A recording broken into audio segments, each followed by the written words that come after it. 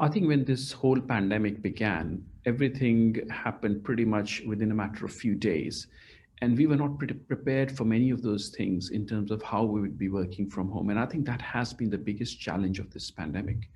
And more so with people working from home. Some people were quite lucky because they had proper offices which were set up, which were very ergonomic before the pandemic.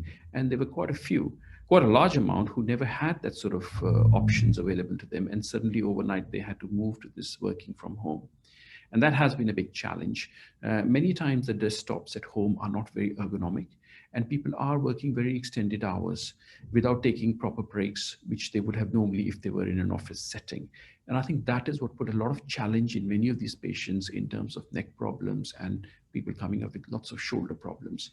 And a lot of it is postural, a lot of it is positional, the way they are sitting and not taking adequate breaks. And I have seen a lot of that happening in my practice. And what I've always recommended to all of my patients is to go back and look at their work desk and how they're working. Because it seems, and as we have seen now in the last few months, that we are in for this for the long haul. So as we have again in the UK gone back to home working, so it's important that we invest the time and an effort in making sure that our work desks are more ergonomic and to kind of prevent this kind of long-term problems from happening. And a lot of things, as I said, is quite because of the posture we're taking and not taking adequate breaks. I think, as I mentioned before, it is a lot to do with the positional things, the way we position ourselves in front of the screen, and sometimes kind of working from different positions. Maybe somebody might be working from the dining table or somebody working on their bed. And all the things do not sort of add up in terms of the positions of the limbs, of your arms and of your neck. And if you do that for a prolonged period of time, it will cause strain of the muscles. And that is what I'm finding in my practice. And when I invariably go and check with their history, that's pretty much what I find is the way they're working. And that's kind of is becoming a root cause of a lot of these problems. There has been a lot of stress associated with this whole pandemic. Everybody is in that sort of position. And I think put together, it kind of has created a bit of a perfect storm for a lot of these problems to happen. So with majority of these problems which we're encountering with home working, as I mentioned before, are more positional and the postural side of things, which is attributing towards these problems. And treatment for most of these things is really in terms of prophylaxis, in the sense that we prevent them. We don't want them in the first place. And a lot of this would be in relation to trying to look at how we are working from home, making sure that our desks and everything is in a proper position. Our knees, our elbows, and our hands are rested on the table. And there's a lot of information. If anybody goes online, you can look at health and safety guidance on working from home. And that's a good starting point sometimes to see how your work desks are and how ergonomic they are. So I think prevention is always better than cure. So that is the first thing which I'll tell all my patients. And with the majority of the patients, if you just put those things right, and with a period of some time, just exercises to strengthen up those muscles, which unfortunately I have not exercised for a period of time, usually resolves the problem. Very rarely, if there is any other associated problem, that they might need further imaging or things to be done. But in the majority of the patients, it's usually with physical therapy that these things can be, they can be made better. But obviously, sometimes patients can have overlapping symptoms, and that is why they usually come into my practice. And those are the ones might need further investigations and looking at.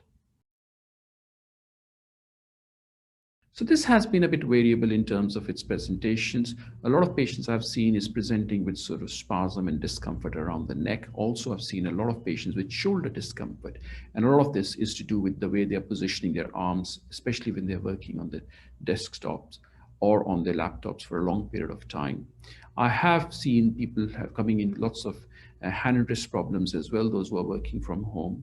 What I would like to add is that I've seen an increase in a lot of use of e-gaming, because what has happened is because of the pandemic, people have found a sort of a safe base in terms of going and playing a lot of e-gaming. And that in itself has also produced a lot of problems with many of the patients, especially the ones who have spent a lot of time on the computer screens, and they usually come in with lots of hand and wrist problems. And that was quite a unique thing to see, because that is not something which I had commonly seen before the pandemic. And discussing with these patients, what I realized is many of these patients did feel quite frustrated during the pandemic period, and they kind of felt that that was the only way they could have some sort of a safe environment where they could relax themselves. And that has, again, put a lot of pressure on upper limb conditions and put in this e-gaming situation more with hand and wrist problems. So obviously there is a variation in terms of what we are seeing in terms of upper limb problems. So shoulder and elbow problems are mainly sort of people working on the desktops and all, whereas people doing a lot of e-gaming, I'm seeing a lot of hand and wrist problems with those patients. Again, my advice is pretty standard with both of these things, is to try and exercise and to look after your hands, especially if they're using it for a long period of time, especially stretching exercises after they have spent a lot of time in e-gaming, stretching their various joints of the hand. And there's lots of exercises which they could do to just relax their hand, especially with many of the patients who are using e-gaming for 5 to 6 hours almost a day. I think the important thing with prevention would be to sort of build it into your routine as to how you, first and foremost, create your ergonomic workspace. And I would highly recommend them to sort of go and look online that what is their current work situation, what is a desktop, to try to sort of find the best way they can replicate that ergonomic situation at home. Once they have done those things in terms of how they're positioning in front of their computer screens, the most important thing is to take regular breaks. And I think that's where the sort of the problems sometimes happen. Because we are working from home, we are missing that sort of the camaraderie of colleagues, where normally you take those natural breaks. Unfortunately, sometimes that does not happen. And I think it's important to kind of put those gentle reminders in your work schedule that after every hour, you should take a little break, even if it just involves stretching yourself on your desk. That's extremely important. And sometimes you see even better, they can just have a little gentle walk around to stretch themselves out to take that break. And I think those regular breaks are extremely critical in terms of prevention of any long-term problems. So again, trying to summarizing it, it would be mainly in the form of ergonomic desk space and taking those regular breaks and build in a normal sort of work schedule at home so you can prevent these problems from happening in the long term.